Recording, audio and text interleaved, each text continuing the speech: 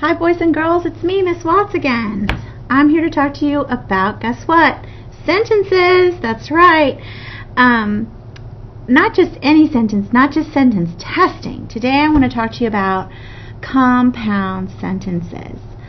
So the reason why we're talking so much about sentences is that you are a writer, whether you know it or not. We're all writers, and as a writer, you have to know what a sentence is, because writers love sentences. They love using lots of sentences to tell stories or to share their knowledge, and sometimes writers combine sentences. They take shorter sentences and combine them so it doesn't sound so choppy for the reader. And you can enhance your writing style by looking for ways to combine sentences to make these compound sentences. So before we get started at looking at a compound sentence in something that we've read in our text this week, I want to talk to you just a little bit. So as a fifth grader, you have to be able to edit your writing for complete and compound sentences. And what that means is that you have to go over your writing after you've written it, and you have to look for ways to make it better. And one of the ways you can make it better is by taking small sentences that you can connect into a compound sentence. So your goal today is to join sentences with a comma and a conjunction. So let's look at a mentor sentence, an example sentence from our article this week, Unforgettable Journey. So the sentence says, "My shift was finally over and the next group of guys had to climb the highest peak."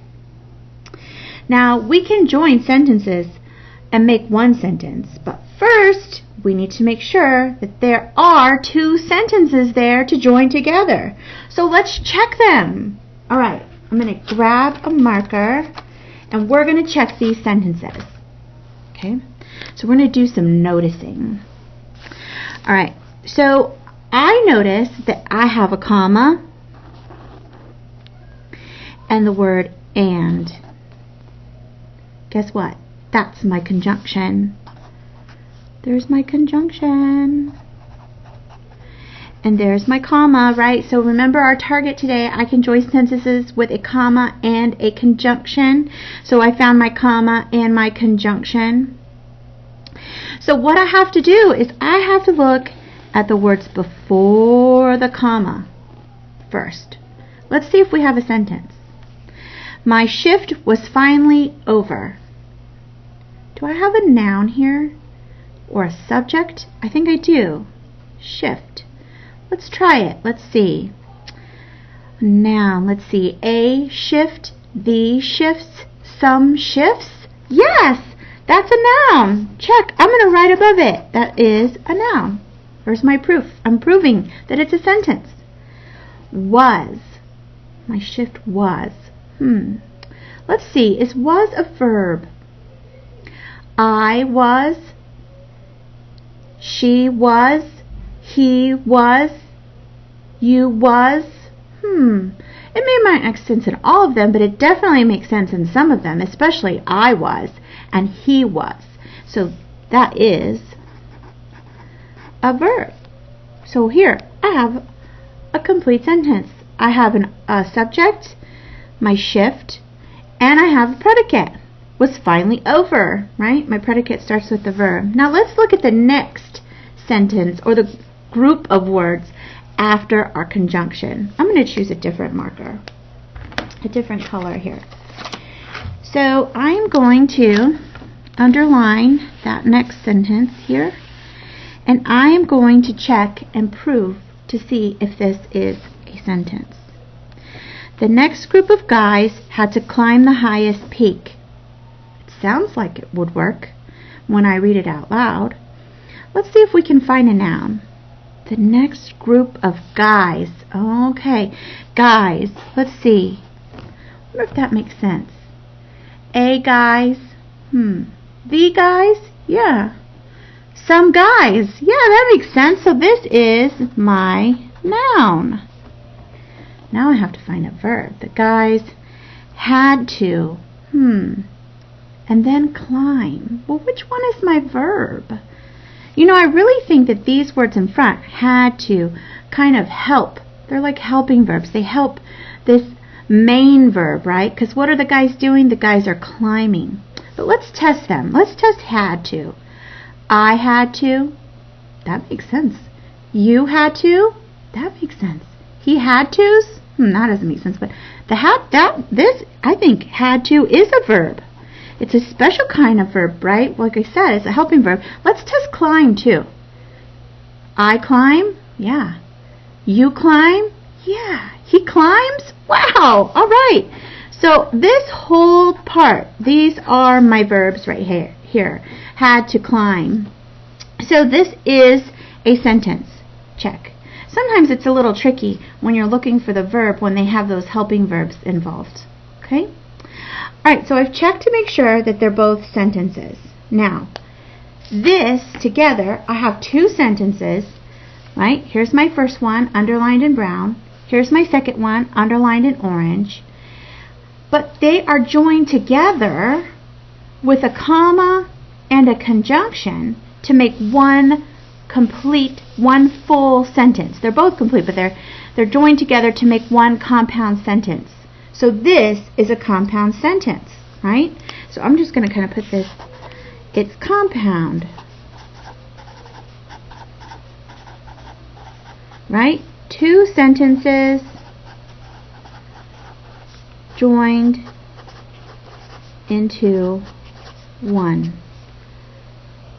You know what that reminds me of when I say it's compound, two joined into one? It's kind of like compound words, isn't it? If I take two words like cup and cake and I join them into one, I get cupcake, right? And that's a compound word. Well, it's kind of the same thing. I take two sentences, I put them together, and I have a compound sentence. So when we want to join two sentences, we have to use a conjunction and a comma. Alright, what I'm going to ask you to do next is I'm going to ask you to get out your writing book, and we are going to put an acronym together in our writing notebook so you can be familiar with all the different types of conjunctions. Okay? Alright, so at the top of your writing notebook, see if we can get this to focus for us. Let's see. Let me see here. Focus.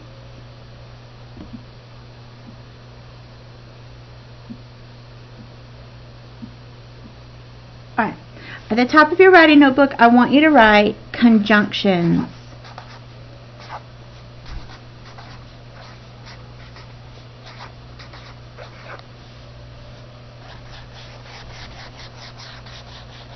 And down the side of your notebook, you are going to write the word FANBOYS. So we're going to do F, and I'm going to put a box around it. Okay? F A N B O Y S. Almost didn't make it, did I? Alright. So, FANBOYS, it's hard to see it all, but that is what I want on your notebook. I want to see all those FANBOYS. Alright, I paused my video for a second so I could put the document camera up high. You could see the whole thing, right? So you're writing FANBOYS down the side, and each one of these letters stands for a different conjunction. So it's a great way for you to remember all the conjunctions. So F is for A is for and, N is for nor, B is for but, O is for or, Y is for yet, and S is for so. These are all the conjunctions that you can use with a comma to combine two sentences.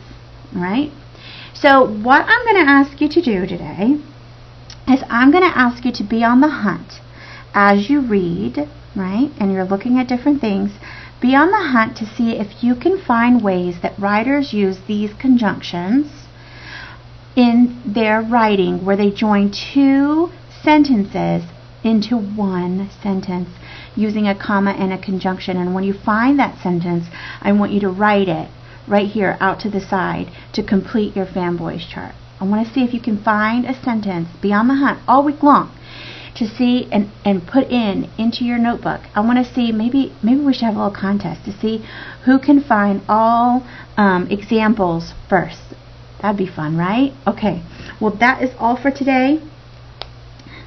So I'm going to ask you right now, how do we combine sentences to make compound sentences? Did you learn that? Do you know what to do? Do you know what to do? What two things do you have to have? And then what other thing do you have to check for too? There's one more thing you have to check for. Tell me what you think. Until then, I'll see you tomorrow. Bye. Click like and subscribe.